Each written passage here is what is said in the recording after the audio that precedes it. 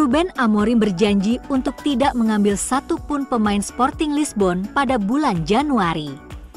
Namun, media Portugal, A Bola, melaporkan MU sedang bersiap mengamankan pemain sayap muda, Giovanni Quenda, dan menyambutnya ke Old Trafford musim depan. Pemain sayap Sporting berusia 17 tahun bisa menjadi pemain setan merah musim depan. Juara Premier League 20 kali, telah menghubungi Sporting tentang pemain itu, bahkan sebelum mereka menggaet pelatih Ruben Amorim. Hierarki klub berniat untuk menyelesaikan situasi sesegera mungkin, mengamankan winger muda itu sesegera mungkin untuk menerimanya di Old Trafford pada musim panas. Klausul rilis adalah 100 juta euro. Upaya pertama tidak akan pernah kurang dari 40 juta. Ruben Amorim berjanji di pasar Januari dia tidak akan mendapatkan pemain dari Sporting. Namun sebelum berangkat ke Manchester, dia juga memperingatkan bahwa berbeda dengan bursa musim panas. Pemain Sporting adalah pemain yang sangat bagus, jadi bisa saja MU merekrutnya.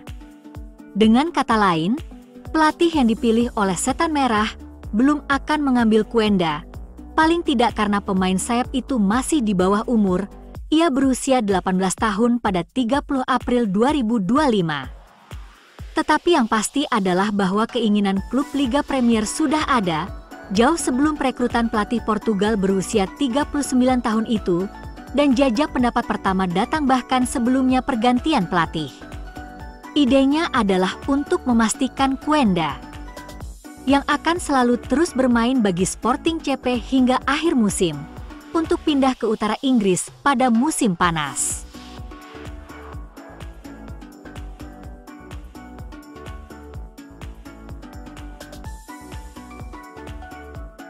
Mustahil untuk menyaksikan wawancara pertama Ruben Amorim sebagai pelatih kepala Manchester United tanpa merasa antusias.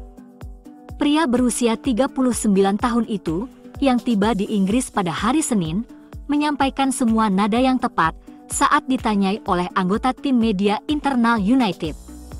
Kurang dari seminggu menjabat sebagai bos United, Amorim telah memberikan wawasan tentang tipe karakternya. Santai dan sangat karismatik, tidak ada yang tidak disukai dari mantan bos Sporting Lisbon ini. Dia tidak pernah berhenti tersenyum dan Anda dapat merasakan betapa bersemangatnya dia berada di United. Saat kamera menyala, Amorim, yang berbicara bahasa Inggris dengan sangat baik, mulai berbicara, dan dengan cepat menjadi jelas bahwa identitas adalah kata kunci dari wawancara tersebut. Di bawah asuhan Erik ten Hag, seringkali sulit untuk menentukan identitas United. Ia tiba di Old Trafford pada Mei 2022 dengan harapan dapat meniru apa yang telah dilakukannya di Ajax. Namun, segera menjadi jelas bahwa hal itu tidak mungkin. Ia mengabaikan prinsip-prinsipnya dan gaya permainan United, terutama musim lalu dan di awal musim ini, tidak menarik untuk ditonton. Gaya permainan itu tidak memiliki rencana dan seringkali berantakan. Amorim menunjukkan bahwa skuad yang diwarisinya harus beradaptasi dengan tuntutannya atau berisiko mendapat masalah. Itu akan membutuhkan pelatihan lebih lanjut dan kebutuhan untuk lebih banyak perekrutan.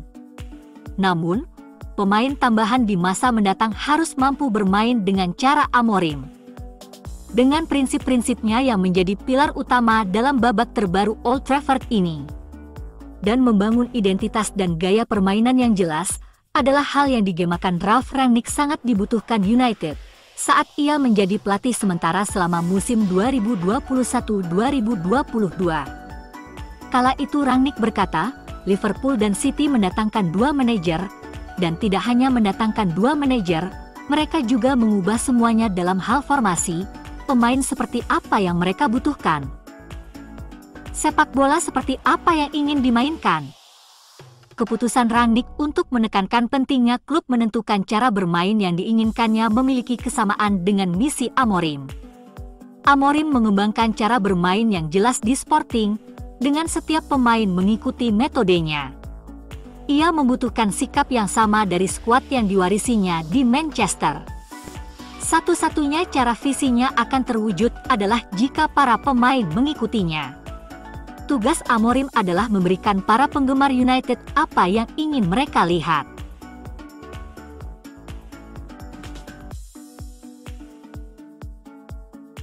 Ruben Amorim telah membuat semua pernyataan yang tepat sejak datang ke Manchester United. Meskipun keberaniannya di lapangan belum diuji, ia telah mulai mengoreksi kesalahan Erik ten Hag. Jelas bahwa taktiknya Ten Hag terlalu sering terekspos, dan ada kesulitan dalam berkomunikasi secara efektif dengan para penggemar. Amorim telah menjanjikan identitas kepada para penggemar United sejak awal yang tidak dapat diberikan Ten Hag setelah 2 tahun. Tetapi kesalahan yang lebih besar adalah sesuatu yang lain. Amorim tidak ingin mengatakan bahwa timnya butuh waktu, karena MU adalah tim muda. Mereka siap untuk menghadapi tuntutan bermain untuk Manchester United. Mereka seharusnya demikian karena mereka ada di sini. Namun, kami harus memulai sejak hari pertama tanpa rasa takut, tanpa berpikir bahwa mereka tidak terbiasa bermain seperti ini. Intinya, Ten Hag tidak memiliki kekuatan kepribadian untuk menyatukan klub di sekelilingnya. Di sepak bola tingkat atas, taktik berperan dalam 10% pertandingan, di mana manajer dapat membuat perbedaan dengan menyiapkan tim dengan sempurna untuk menang dalam pertandingan satu kali. Seringkali, pemain yang mereka miliki akan jauh lebih baik daripada lawan. Dalam hal ini yang penting adalah membuat mereka senang dan bermain di level terbaik mereka. Itu membutuhkan manajemen pemain, karisma, dan kekuatan kepribadian yang tampaknya dimiliki Amorim dalam interaksi awal. Ujian sesungguhnya akan dimulai dengan pertandingan dan pengawasan di Old Trafford tidak seperti klub lain di Inggris, jadi itu layak untuk ditonton. Tetapi untuk saat ini, ia tampaknya memiliki kualitas utama yang tidak dimiliki Ten Hag.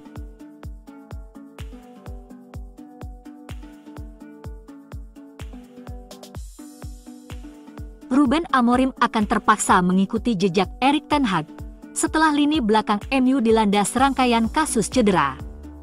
Manchester United dilanda cedera parah di lini pertahanan, dan Ruben Amorim mungkin butuh solusi segera untuk memperkuat lini belakang.